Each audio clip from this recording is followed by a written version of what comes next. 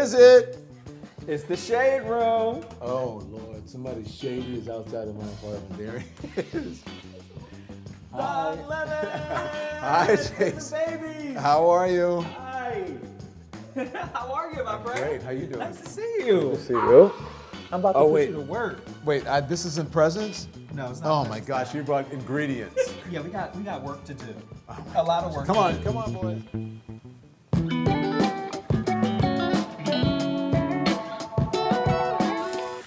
I kind of go with the recipe a little bit, and then I just do my own thing. Okay. Everything is, You just freestyle. it's about seasoning to taste, really. See, those are, Note to self. yeah, note to self. Use Don't ever fresh put the okra. N. Look, I mean, would you want to, if you were eating someone's food, would you want to chew on this? No, I probably Look wouldn't. at that. But you know, I've never had okra before. This will No. be my first time. So how often do you cook? Are you an everyday cook Well, type I of thing? cook Or when you have when I'm time? at my house. I cook a lot more. In the city, I order a lot, but I do cook here, and I like to cook easy stuff. Like if you guys weren't here, I probably wouldn't be using these pots because I find them it's too messy. I usually cook right on this. Oh, okay, I see. Yeah. Brittle. And then like everything, like I may cook the sausage on that. I don't know, but I would cook on that, and then all the fat would drain off. Gotcha. So that you don't have all the fat. But So then you spend more time in the city, or are you at your house? What is it, in the Hamptons? yeah, but that's during the summer and like Okay. during holidays and stuff. But okay. during COVID, we were there for 14 months, Ooh. and I cooked every single day, and I gained 30 pounds. How did you get it off? I had to lose it. This The gym. I lost it pre-Ozempic. That No, was I my just- next question. What I did was I just started moving around instead of like jumping into black cars because I had the car service. Or taxis or Ubers. I would just walk everywhere. But I'm trying to be cute for y'all. Why do I feel like Patti LaBelle? I know, in the kitchen. Should with I be Patty. singing? If only you knew. You keep dodging the question. What? I asking.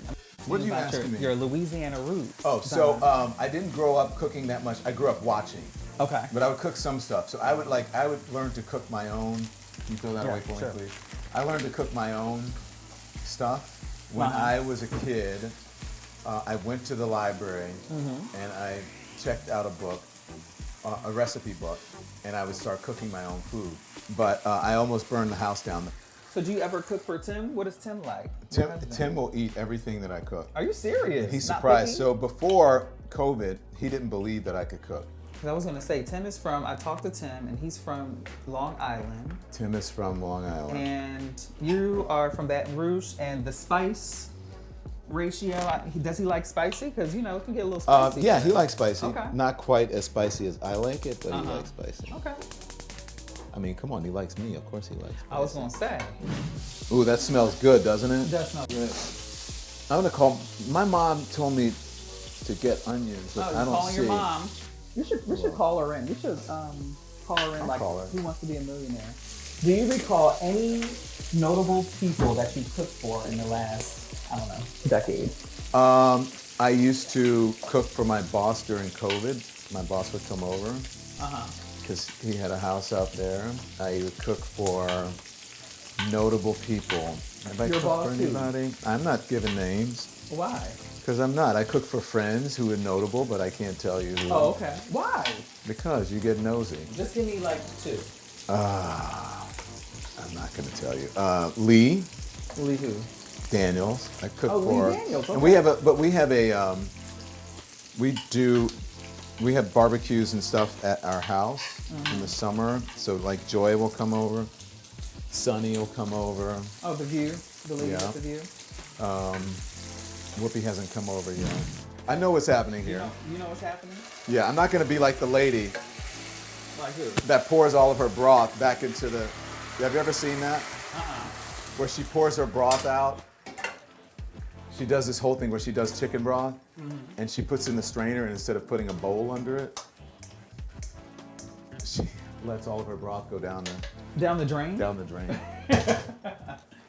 Southern. Does this have a special meaning to you, Succotash? Does it bring back It does, because memories? we would cook. My mom and my grandma would cook succotash, and because it's seafood, I'm gonna do this because I like it a little spicy,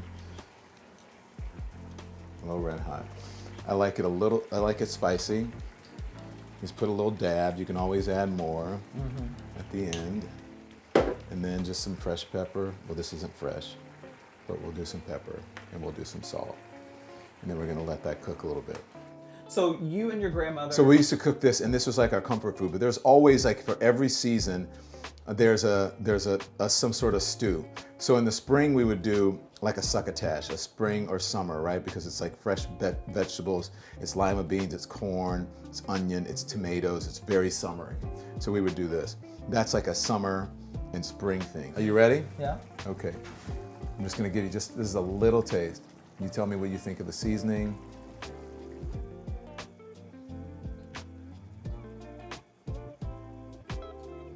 It's actually good. Yeah. It's really good, John. Yeah, I know. No, thank you. It's like comfort food. Yeah, Like, yeah. if I was sick or. It's really like a vegetable stew. You know? We should FaceTime your mom and see if she likes it or whatever. All right, we Mom can. approved. Let's see if she approves. Let's see. Hey Siri, FaceTime mom. Mom, you're on camera. Ooh, So I'm do you sorry. remember the first time Don cooked? Yeah, Tell me about it. What happened? he almost set my house on fire. I heard. He was cooking bacon, and he went to the library and got books on how to cook stuff and cook corn, all of that, and almost set my house on fire. Don, tell the Okay. people what this is. Okay, so this is succotash with fresh vegetables, lima beans, corn, tomatoes, a little onion, sausage, and shrimp. Okay, let's All try put it. together, and some garlic bread. And a Okay. little Arnold Palmer on the And side. a little Arnold Palmer. You gonna bring the Arnold I'm Palmer? gonna bring the Arnold Palmer. All right. I don't have any fancy stuff here, but I kind of like that this is what we have. All right, we'll walk over here.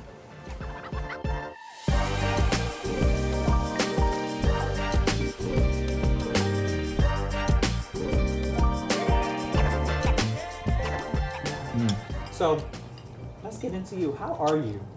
How are you doing? It has been a year of, I feel like a roller coaster of a year for you. Lots of ups, and there's some downs too. How are you? I think our viewers would like to know. We haven't seen you on our TV as much. I'm And- great. Yeah. talk to me. I don't know. It's been.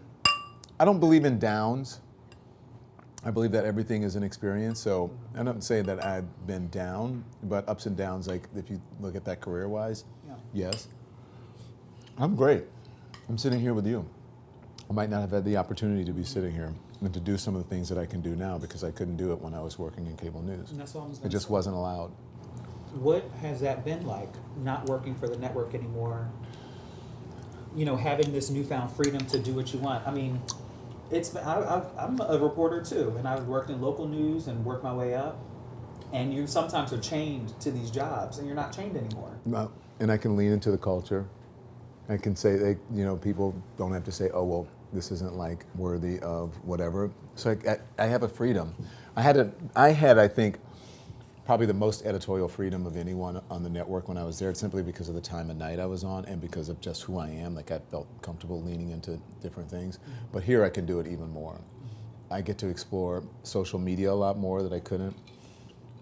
I get to say how I feel on social media. I get to talk about my politics instead of saying, this sort of pretend neutral thing that you have to have because everyone has a lens that they view the world through. But I had the freedom to do some of that on television, on CNN. But now I can do it a lot more, and I don't have to worry about if it's going to get me in trouble because I'm my own boss. When I saw you in the news for what you went through and your termination from CNN, and you By the the way, months that follow. They'll tell you I wasn't terminated.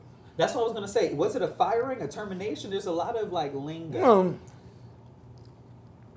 Everybody's a contract, so we know that we could go at any time. Anytime. And then I don't want to get into like details, but it's called pay or play. They pay you or they play you. Okay. So they decided to pay me and not play me. So technically, I'm still working for them. Yeah. But there was no conversations leading up to it. You said that you were No, blindsided. there were no conversations. No. So you went to work that week. It was a Monday. Mm-hmm. And you just thought it was just a normal day. Yeah. Mm-hmm. So fast forward, we're in the headlines. You were a headline story for a while, and we didn't see you. What were you doing in the weeks and months that A lot of this. I thought about you. I really did because oftentimes, you're in the spotlight, and then next thing you know, we don't see you, and I'm like, I wonder how he's doing mentally. No, I'm totally fine. Back Actually, then. better. Actually, better because I didn't have to deal with the pressure of what was happening at work at that time.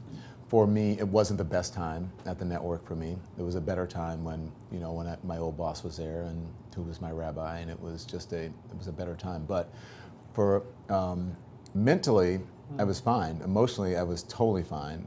I felt this odd sense of freedom that I'd never, and relief. And so that's what I was doing. But I think I was in the headlines more than when I actually was working in cable news. Because there was so much that was happening at the network, and somehow it would all revert back to me. I don't know how that would happen, but yeah. And still, even now. Yeah. So, was the Don Lemon show something that you always wanted to do? Did that come to you instantly? The Don Lemon show was something I was doing. I was doing that on CNN Plus. I had a talk show called the Don Lemon Show, and we had shot a couple of episodes, and I think 1 or 2 aired. But it was something that I always wanted to do. But I wasn't sure that I wanted to do it then. I wanted to take time off because I look at it, as I said, I don't believe in ups and downs. It's all in how you look at it. Yeah. I looked at it as an opportunity that I would never have again unless I retired, and I'm not retired. So this was an opportunity to take some time off, to reassess, to figure out what I wanted to do next, and whatever I wanted to do next would be something that I wanted to do. And I wouldn't have to go, oh my gosh, I got to go take a job somewhere because I need the money. Luckily that I was in a position that I didn't have to do that. What was the strategy? Like, I want this to be something different, new, fresh. There was no strategy. Whatever came, whatever God said do. And then after a while, I was just like, I started liking it too much because I have to tell you, I have to be honest with you. In the beginning, Justin, it was weird, like waking up and I didn't have anything to do. Like there weren't people calling me saying, do you want to do this? Do you want to go to this story? Would you like, we need you to do this, we need you to do that. There was no structure unless I created it.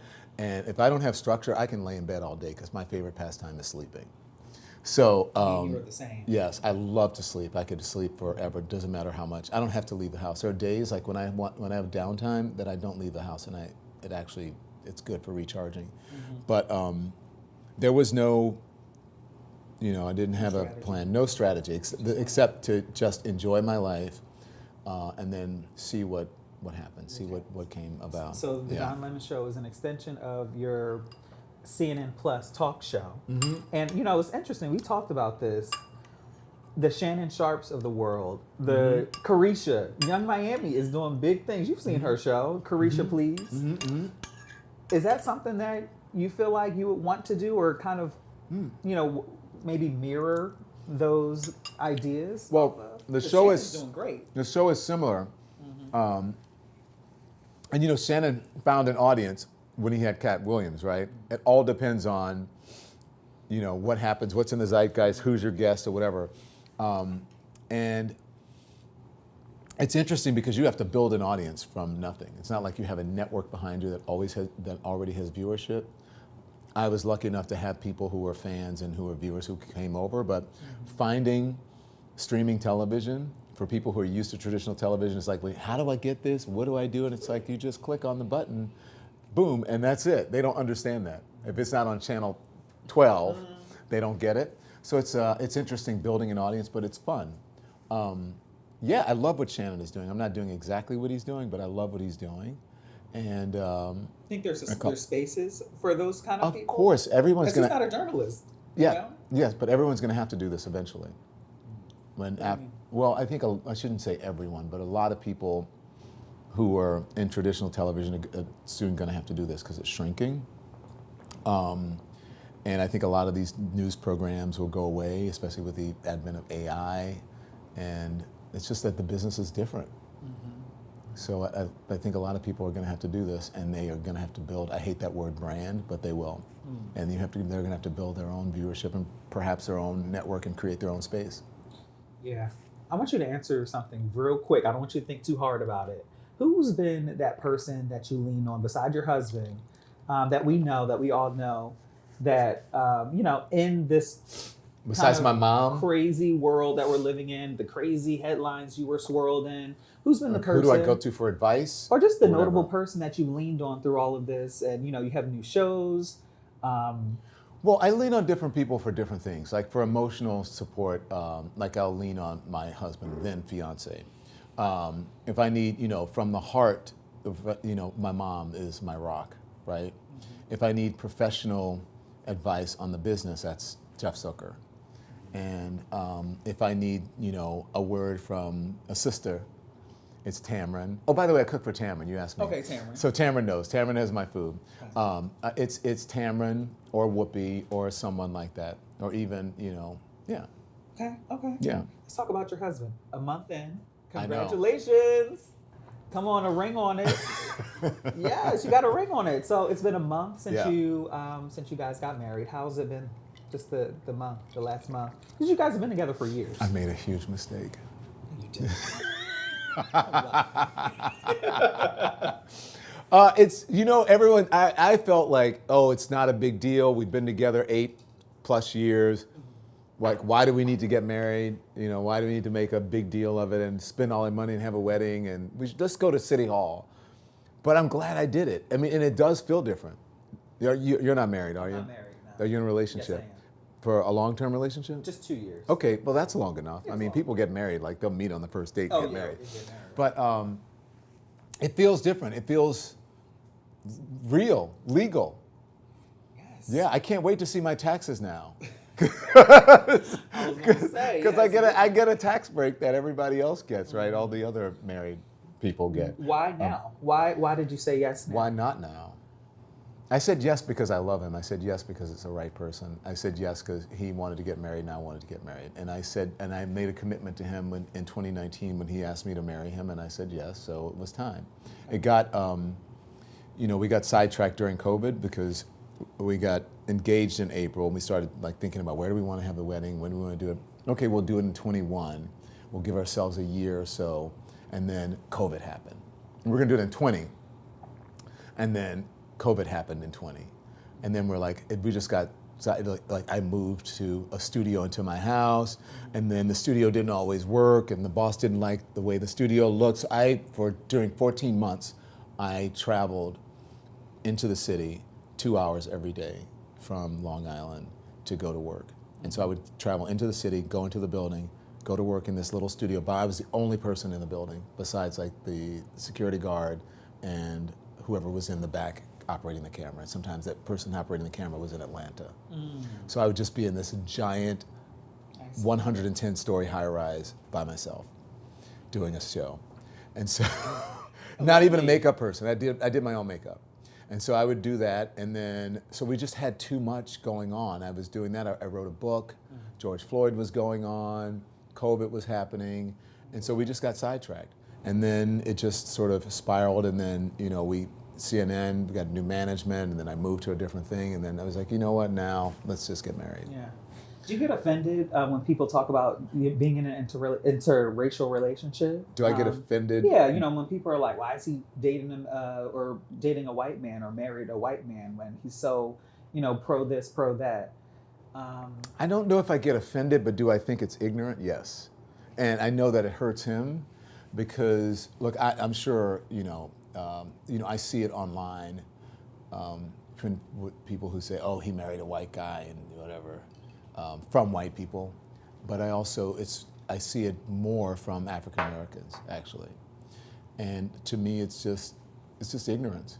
You love who you love. You fall in love with who you fall in love with. Had I fallen in love with a black man, I would have married a black man. Had I fallen in love with an Asian man, I would have married an Asian man. Had I been heterosexual and I'd fallen in love with a woman, I would have married a woman.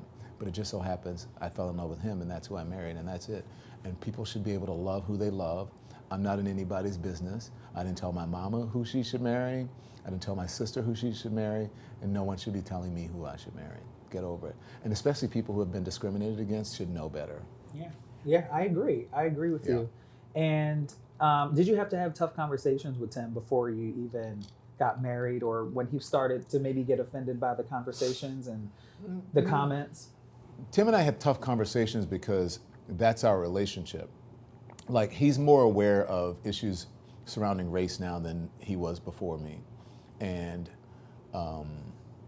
I think he has an awareness that many people in the larger culture don't have because they're not in a relationship with a person of color. So and he'll point things out before I will. Like, someone called me to do a story, like to comment on a story that was a black story, and he would go, "That's some racist shit. Why didn't they call me to comment on another story, right?" But you know, like, he will point it out sometimes more than I will because he has developed this sense of awareness now that he didn't have before, and it's new to him. Where for me, I've lived it my entire life. Like, I've been in many rooms where I'm the only person of color. I've been in many rooms where I'm the only gay person, or both. And you know, for me it's normal, but for him it was unusual. Like, being with my family, even though he has friends of all different ethnicities, but he is not often in a room where he's the only white person. So it's funny, and we're aware of it, and my nieces make fun of it, and my mom laughs about it, but they all love him. They call him Uncle Tim and his friend Don. My family does. Really? They love To him this more day? than me. Yeah. They like him more than me. They really do. Really? Yeah. Wow. Everybody loves Tim. I will say I was talking to him, and he's a great guy. And Everybody loves Tim, and you can tell he's a good person because the dogs follow him around, and they bark for his attention and growl, not for mine. Well, speaking of Tim and this wedding, you had a star-studded list of people. I mean, yeah, the ladies of The View. Whoopi would have been there if she wasn't sick. Then I saw some people that scared me. Who? I saw Matt Lauer was there. Why did you invite Matt Lauer? Do you have a relationship with Matt? Because Matt's a friend. Okay. And because when you're a friend, you're a friend. And everybody goes through things. And I've gone through some things. You weren't even and I wouldn't scared want to? people scared to what? To invite him. No, why would I be scared? Okay. For what? America's about redemption. We don't have scarlet letters in America. And that doesn't mean that even if you have friends who've done bad things, even if you have friends who have served time, that didn't happen with Matt. But it's supposed to be about restitution. And America's about first, second, third, fourth, fifth chances. And so if I believe in that for myself, why wouldn't I believe in it for someone else? When did you guys meet? You Who? and Matt Lauer? When we worked together. I met Matt Lauer years ago when I worked at NBC in the 90s. In the 90s, I met Matt Lauer. I wasn't friends with him, but I became friendly with him and his girlfriend through friends and just from living out. We live in the same town, but it's not unusual to me. I'm a very loyal person. If I'm your friend, I'm your friend. Alec Baldwin too. Alec is a friend and also not a neighbor, but we socialize with him out east. But he's a neighbor here in the city. How is he doing? What are your conversations like with Alec? You don't have to, get We don't. I intimate. don't talk about it really with him. I saw them. They went to get coffee for themselves and the doorman the other day, and I was walking my dogs, and I saw them, and they saw me, and they came over and talked to me and said hi, and then his wife said, "Let's have dinner," and I said, and she laughed and she goes, "But I won't ask you. I'll ask Tim because he is more responsible than you." He's the and planner. He's a planner, and he puts stuff on the calendar. That's it. Redemption and friendship, important to you. It's redemption, friendship, loyalty. Yeah. I don't treat anybody differently.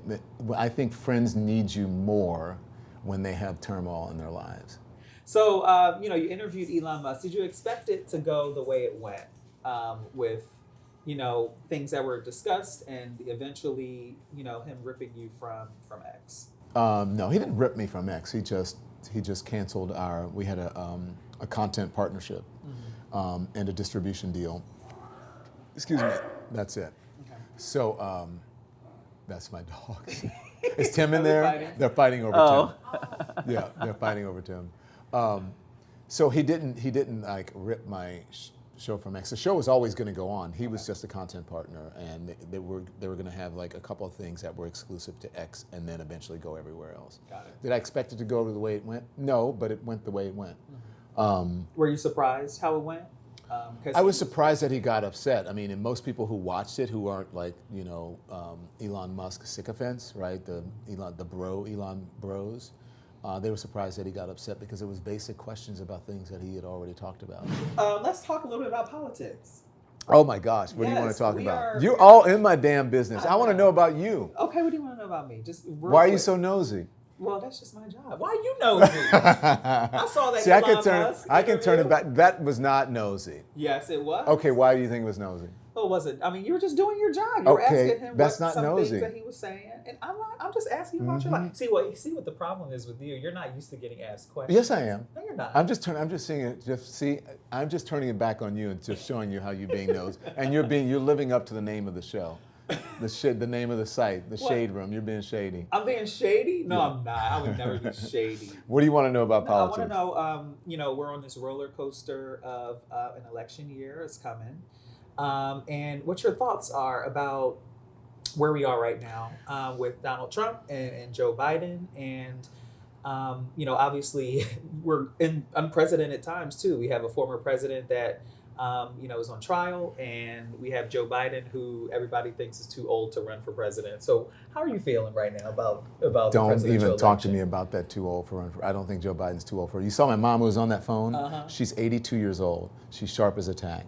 I had dinner the other night with Clive Davis, who's 90-something years old. He's sharp as a tack. I saw Nancy Pelosi the other day. She's in her 80s. She's sharp as a tack. So don't give me that crap about Joe Biden is too old to be president. And even if Joe Biden has arthritis in his spine and he has trouble moving, that doesn't mean that his brain isn't sharp. That doesn't mean he's not going to surround himself with the best people. That doesn't mean that he doesn't believe in democracy. He does. So that's the best alternative. I may not have been able to say that when I was on cable news, okay? But I can say it now. As far as the president, as we're sitting here, there's a porn star who's sitting in a courtroom being questioned by the defense and the prosecution about having sex with him in a hotel room and having an ongoing relationship while he had a young child at home. That's fine, that's his personal business. But the thing is that he lied about it, and he paid someone off for campaign reasons so that he could become president of the United States. And as far as I know from all of the legal people, the attorneys that I speak to, they tell me it's illegal. It's campaign interference, it's fraud and finance fraud, or whatever they say it is. So it is to be sitting in this position where you have a president who has 4 court cases and I think like 84 counts or charges against him. It's an unusual place to sit in, to be in, right? And it's unusual times for us. And someone who doesn't believe in democracy and who is telling us that if he does become president again, that he's going to be a dictator. He's telling you he wants to use the National Guard to be able to control the people in the country. People are still going to vote for him. So I'm getting to that point. And so who lies constantly, who attacks institutions, who attacks the Justice Department, who is attacking the very people who are prosecuting him now, who attack the institution of journalism, who doesn't believe in democracy. So we're at a very pivotal time right now, and I feel very fortunate and blessed to be in a position where I can say my shit about it and not have to worry about whether someone's going to be mad because I have to have a fake objectivity, and we don't want you pissing off Republicans, they watch too. We don't want you pissing off Democrats, they watch too. Republicans now are supporting a man who is awful and who should not be president of the United States. They're not only supporting him, they're condoning it. And they are enabling him. And so I'm happy that I can say this. Next election, I may not feel that I have to say this. And that's not because Sounds like you're never going back to but it's that not word. because I'm a Democrat, because I'm not. Yeah. I just believe in democracy and I believe in the truth. So And the if you're truth not a is not Democrat, the what are truth you? is not partisan. I'm an independent. I have some political leanings that are conservative, and I have some political leanings that are liberal, and I have some that are in the middle. And I think most people are like that, especially black people. Black people can be extremely conservative socially, especially when it comes to religion.